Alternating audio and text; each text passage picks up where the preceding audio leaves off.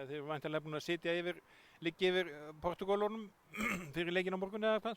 Já, svona dagur dag hefur farið í það og við tellum okkur nú svona vita ansi mikið þá og þetta er bara fínt lið. Komin í 8 úrslit auðvitað og svona típist kannski portúgalskt landslið, unglingalandslið og svipar bara mjög til raun og veru það sem er að gera í A-landsliðunum. Svona hafa sín einkenni með mjög stóra og mikla línumenn, spila hraðan skemmtilega boltar með spila svona spænska 6-0 vörn ef hægt er að segja og menn viti hvers slags vörn það er og með mjög góða markmann, þannig að það verður bara mjög erfitt að eiga við þá á morgun en aftur á móti bara mjög áhugavert verkefni og skemmtilegt. Þeir hafa náttúrulega Portúgalarnir unnið alla sína leiki til þessa og svona nokkuð sannfærandi.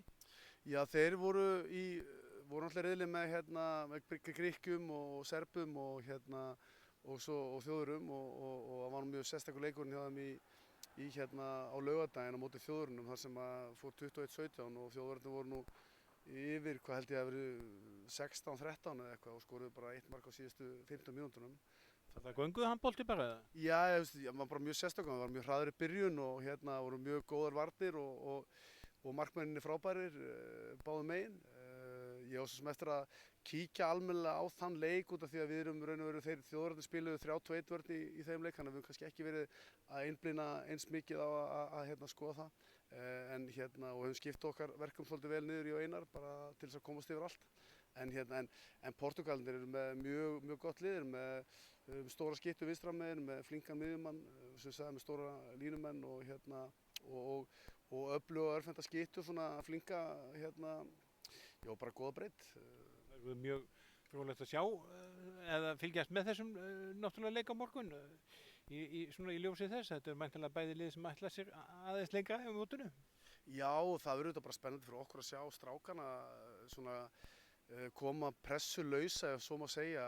Við náttúrulega fórum með ákveðna væntingar þetta mót og við fórum með markmið að tryggja okkur HM. Það var fyrst og fremst það markmið og auðvitað sáum við að riðillinn gæti kannski spilast fyrir okkur að ef að Úkraínumenn væru slakir þá gætum við kannski unnið einhver mörk á það og svo aðalatriðið auðvitað bara vinna pólverina og auðvitað tókum við þar auka mörk líka með okkur. Vissum að Svíarnir eru erfiðir og sem þeir urðu og voru en kannski gefur ekki rétta mynd af svona liðunum báðum að sé 10 marka munur, vil ég meina og eftir að hafa skoðað leikinn aftur. En þannig að það ætti að vera pressulaust íslenskt lið sem kemur á morgun og mætir Portúgölum, en ég veit alveg að strákarnir vilja meira. Það var ansið skemmtilegur glampi í augunum að þetta var ljóst í gærkvöldi og eftirvænting og það hópurinn er léttur. Þannig að við auðvitað bara viljum taka eins mikið út úr þessum móti sem við mögulega getum og ef það væri sigur á morgun á móti Portúgölum er það frábært af því að þá opnast ótrúlega margar leiðir.